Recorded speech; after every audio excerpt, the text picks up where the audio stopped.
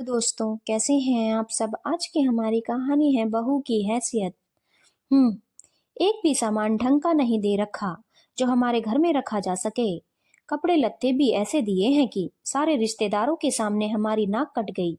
हमने तो सोचा था सरकारी मास्टर की इकलौती बेटी है तो कम से कम ब्याह तो ठीक से करेंगे, लेकिन यहाँ तो रूखी सूखी बेटी विदा करके भेज दी।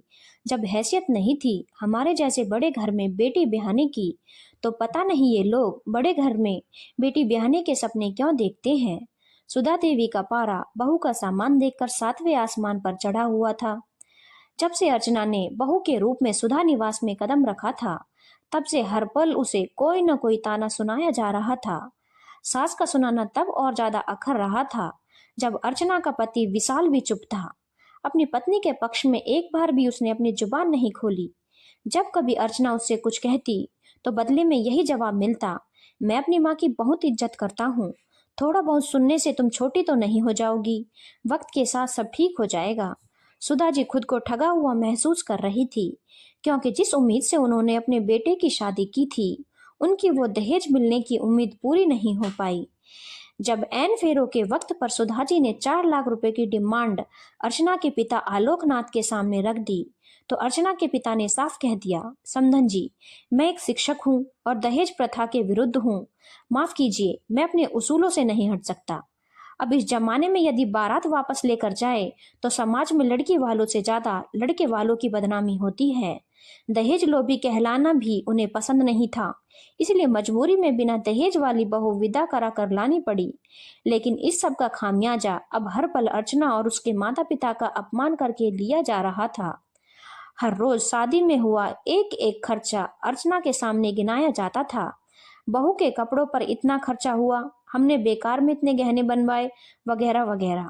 एक दिन बेटी को देखने की इच्छा से आलोकनाथ ने 5 डिब्बे मिठाई और फलों की टोकरी लेकर बेटी के ससुराल में कदम रखा।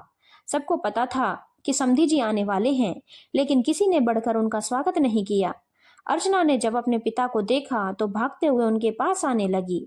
सुधा जी ऊंचे स्वर में बोली, ऐसा कौन सा खजाना लेकर आए हैं तेरे पिताजी जो भागी जा रही है। खाली हाथ बेटी को भेज दिया और खुद भी खाली हाथ लटकाए आ गए। अपना नहीं तो हमारी हैसियत का तो ध्यान रखा होता। अर्चना से यह सब बर्दाश्त से बाहर हो रहा था। हार कर उसने अपना मुंह खोल दिया, माँ जी, मेरे पिताजी की हैसियत की बात है तो सुनिए। मेरे पिताजी ने अपनी हैसियत से बढ़कर मुझे पढ़ाया लिखाया है, इस काबिल बनाया है कि भविष्य में जरूरत पड़ने पर मुझे किसी के सामने हाथ फैलाने की जरूरत नहीं पड़ेगी। मुझे तो लगता है हैसियत तो आपकी नहीं थी बहू लाने की। जब बहू के खाने पहनने का खर्चा उठाने की आप लोगों की हैसियत नहीं थी तो क्या जरूरत थी बेटा ब्याहने की। क्या मेरा पति इतना भी नहीं कमाता कि अपनी पत्नी की जरूरतें पूरा कर सके।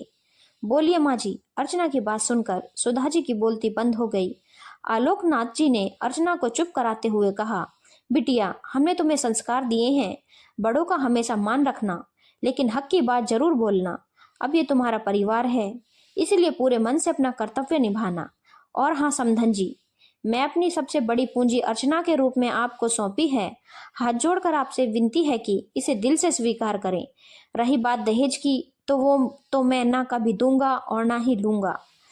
अब अर्चना आपके घर की इज्जत है, इसीलिए उसकी इज्जत रखना भी आपकी जिम्मेदारी है। हाथ जोड़कर आलोकनाथ जी विदा ली। उन्हें तसल्ली थी कि उनकी बेटी हक के लिए आवाज उठाने में सक्षम है। सुधा जी को भी अब समझ में आ गया था कि अब उनका पाला किसी गाय से नहीं शेरनी से पड़ा है, इसलिए अब जो है उसे स्वीकार करने में ही भलाई है। धन्यवाद दोस्तों। अगर आपको कहानी अच्छी लगी हो तो चैनल को लाइक, शेयर और सब्सक्राइब करना ना भूलें।